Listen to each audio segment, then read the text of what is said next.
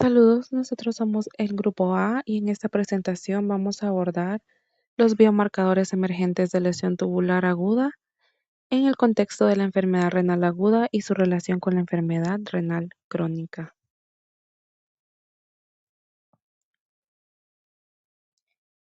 En la práctica clínica, la evaluación de la función renal sigue basándose principalmente en creatinina, urea y el filtrado glomerular estimado.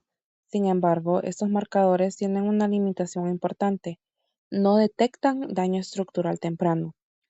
La creatinina es un marcador funcional tardío. Su aumento ocurre cuando ya existe una disminución significativa del filtrado glomerular, aproximadamente después de una pérdida importante de nefronas funcionales. Además, está influenciada por masa muscular, hidratación, edad y estado catabólico. Esto genera un problema clínico importante. La lesión renal aguda comienza a nivel tubular mucho antes de que cambien los valores del laboratorio, lo que crea una ventana diagnóstica donde el daño ya está presente pero aún no es detectable con métodos convencionales. Desde el punto de vista fisiopatológico, el primer evento en la LRA suele ser daño tubular por isquemia, estrés oxidativo, inflamación o toxicidad farmacológica, lo que desencadena disfunción celular y liberación de proteínas específicas. Por esta razón, las guías KDIGO y la literatura reciente ha impulsado el estudio de biomarcadores de daño estructural temprano, que permiten no solo detectar la lesión antes, sino también estratificar el riesgo y prevenir la progresión a enfermedad renal crónica. En esta exposición analizaremos biomarcadores de lesión tubular aguda, su mecanismo, utilidad clínica, ventajas, limitaciones y su integración en la práctica clínica actual. La NGAL es una lipocoalina que se localiza y se sintetiza principalmente en los neutrófilos, pero se expresa en niveles bajos en pulmones, colon y riñones. Las células epiteliales tubulares, especialmente la asa gruesa ascendente y segmentos distales de la nefrona, aumentan marcadamente la expresión de esta tras lesión renal. Es un biomarcador de daño estructural tubular agudo y también en la lesión renal aguda, su elevación refleja el daño tubular activo horas antes de la disfunción hemodinámica. Y en la enfermedad renal crónica, la elevación sostenida correlaciona con la severidad del daño túbulo intersticial persistente. Tipo de muestra. El NGAL urinario es específico de síntesis tubular renal local, ya que el NGAL circulante filtrado suele ser reabsorbido. El NGAL plasmático sérico refleja una combinación de la producción renal y la liberación sistémica.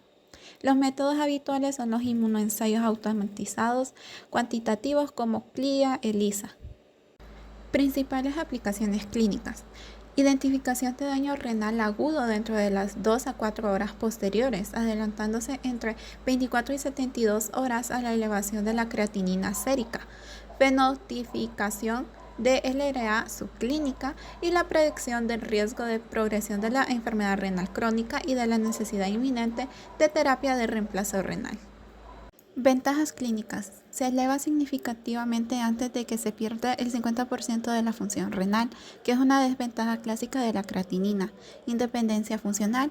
No se altera agudamente por la masa muscular, edad, sexo o estado de hidratación del paciente. También diferencia la LRA prerrenal pura de necrosis tubular aguda. Limitaciones y desafíos. Falta de especificidad absoluta por las elevaciones masivas en sepsis, neumonías, neoplasias o inflamación sistémica debido a la degranulación de neutrófilos. Falta de estandarización internacional. Ausencia de un punto de corte único, ya que varían según la plataforma analítica. Y también la poca disponibilidad y mayor costo. KIM-1 es una glucoproteína transmembrana de tipo 1. Ante isquemia, las células epiteliales del túbulo proximal sobreexpresan masivamente KIM-1 en su membrana apical.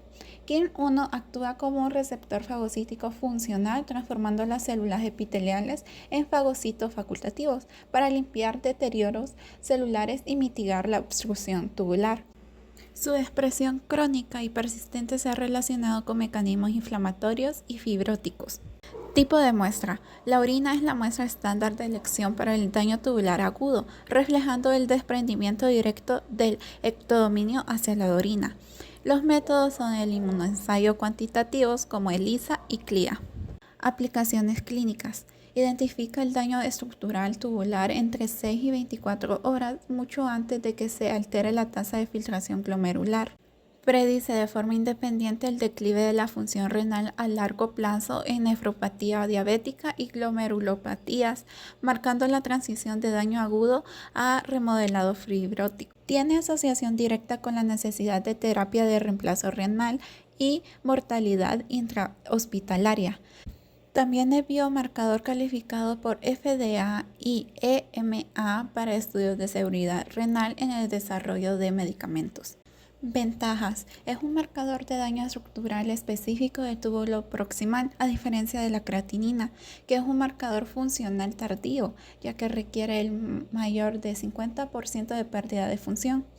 También permite evitar el retraso diagnóstico de la creatinina, logrando detectar la lesión renal aguda subclínica. Desventajas. Se eleva de forma marcada en patologías oncológicas específicas, como el carcinoma de células renales, obligando a descartar malignidad en lecturas crónicas. No existe un valor de corte universalmente aceptado por las guías KDIGO, ya que los rangos varían según el fabricante del kit. Sus inmunoensayos tienen un costo significativamente elevado, limitando su uso rutinario en urgencias. La interleucina 18 es una citocina proinflamatoria de la familia IL-1 y se expresa en su forma constitutiva como pro-IL-18. Se detecta como un biomarcador de daño renal temprano. Su rol fisiopatológico es contribuir en la apoptosis y necrosis, y como por sí sola tiene sensibilidad y especificidad moderada, ya que puede elevarse en procesos inflamatorios. En la imagen básicamente muestra el mecanismo de activación y excreción urinaria, en la cual podemos definir el daño celular por isquemias o toxinas, y activa el inflamasoma NLRP3 dentro de la célula tubular proximal. Luego este gen activa la caspasa 1, que es como una tijera que corta la prointerleucina 18 y la interleucina 18 madura. Luego se secreta directamente hacia la luz tubular, lado apical, no hacia la sangre, y por eso es que aparece en la orina y se puede detectar como marcador de daño renal tubular y no de filtración glomerular. Tipo de muestra más específico para este tipo de biomarcador para medirlo es la orina, ya que se puede normalizar por creatinina urinaria en infantes y es muy útil en estudios pediátricos para corregir dilución y concentración. La descripción del procedimiento es el spot urinario o la muestra de la segunda micción matutina, y el sueroplasma no es tan específico como la orina porque, como vemos, ya es interleucina circulante, monocitos, macrófagos, pulmón, miocardio, etc. Por ende, es más recomendable la orina. Métodos analíticos habituales está la ELISA, inmunoensayos de tipo sándwich, métodos más recientes como las plataformas Multiplex, Luminex, XMAP y otros por ahí, pero aún no han sido reconocidos por organizaciones de la salud. Principales aplicaciones clínicas de esta interleucina es en el diagnóstico temprano de las lesiones renales agudas, diferenciación etiológica, pronóstico de las enfermedades, progresión a la enfermedad renal crónica y el ajuste de la dosis de fármacos. Algunas ventajas de esta interleucina es que se eleva mucho antes que la creatinina, aproximadamente de 4 a 6 horas versus 48 a 72 horas de la creatinina, y refleja el daño tubular directo sin depender de la filtración glomerular. Algunas limitaciones es que su especificidad es baja, los puntos de corte no están estandarizados, el costo y disponibilidad a veces están muy limitados, y no contiene plataforma point of care aprobada. El NAG es una enzima lisosomal de alto peso molecular que se encuentra en las células del túbulo proximal. Esta mide exclusivamente el daño o ruptura de células tubulares proximales. Su mecanismo de activación se basa en que la NAG está encerrada dentro de los lisosomas de las células tubulares sin salir, pero cuando hay daño tubular por isquemia, toxinas o contraste iodado, la membrana lisosomal se rompe o se vuelve inestable y la célula libera la NAG hacia la luz tubular, Como es una molécula grande, no se filtra por el glomérulo. Entonces, si aparece en la orina es porque viene directamente del daño a las células tubulares, no de la sangre. El tipo de muestra única que se acepta y la más recomendada es la orina, ya que es una muestra espontánea o en la segunda micción de la mañana. Siempre se expresa como índice del NAG, pleca creatinina urinaria, y su conservación muestra que debe enviarse lo más rápido posible a analizarse y si no, pues refrigerarse. El método analítico habitual que se utiliza actualmente es el ensayo colorimétrico, pleca de espectrofotométrico enzimático, que básicamente es un método funcional que mide actividad enzimática, no concentración de la proteína.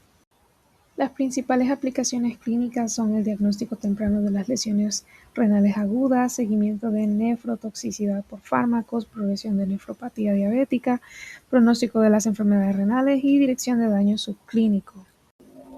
Algunas limitaciones y algunas ventajas de medir esta enzima es que las ventajas es que es bastante rápida, su especificidad es bastante alta y es bastante práctico ya que no necesita recolección de 24 horas de la orina, pero sus limitaciones son que tiene bastantes interferencias o influyen demasiado, el costo es bastante caro y su disponibilidad es limitada como un proceso de diagnóstico de rutina, y su conservación es que si no se conserva en las buenas temperaturas se puede degradar. Hasta hace algunos años, el diagnóstico de la lesión renal aguda se basa casi exclusivamente en la creatinina sérica y en el volumen urinario. Sin embargo, estos parámetros tienen una limitación importante. La creatinina suele aumentar cuando ya se ha perdido una parte importante de la función renal, por lo que el diagnóstico puede retrasarse de 24 a 48 horas después de iniciar la lesión. Debido a esta limitación, en los últimos años las guías internacionales, especialmente las de KDIGO, las que son un síndrome clínico caracterizado por una disminución rápida de la función renal, han comenzado a reconocer el valor de los biomarcadores emergentes como herramientas complementarias para el diagnóstico temprano de la lesión renal aguda.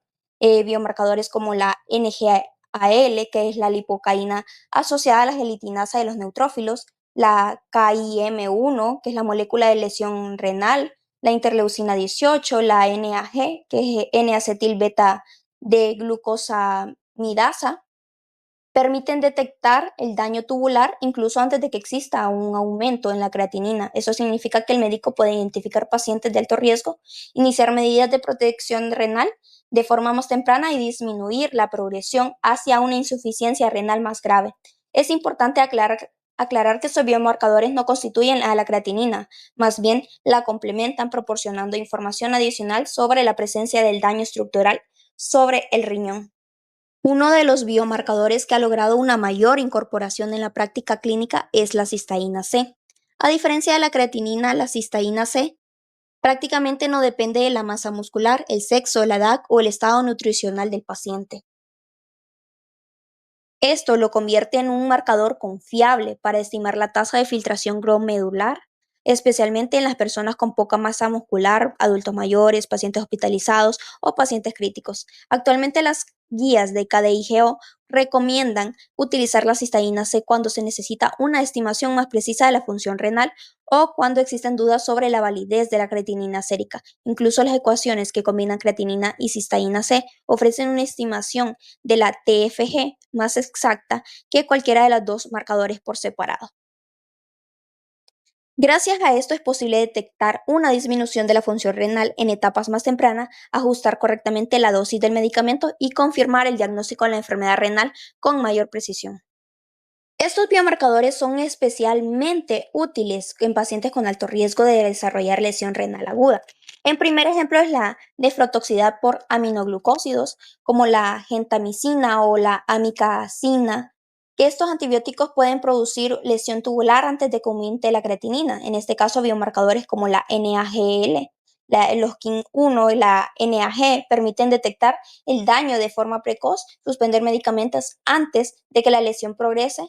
Otro escenario importante son los pacientes críticos como aquellos que tienen sepsis, choque séptico o politraumatismo. Estos marcadores como la NGAL, la interleucina 18 pueden elevarse varias horas antes de que la creatinina, permitiendo iniciar medidas de protección renal de forma anticipada. También tienen la utilidad de enfermedad renal crónica, sobre donde la cisteína C mejora la estimación de la tasa de filtración glomerular y ayuda a identificar pacientes con mayor riesgo de progresión. Además que estos biomarcadores como el KIN1, NGAL, pueden reflejar daño tubular persistente y contribuir a una mejor estratificación del riesgo.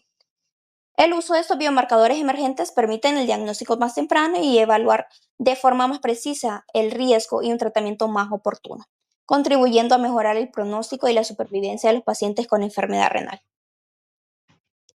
En conclusión, los biomarcadores de lesión tubular aguda representan un cambio importante en la forma en que entendemos la enfermedad renal aguda.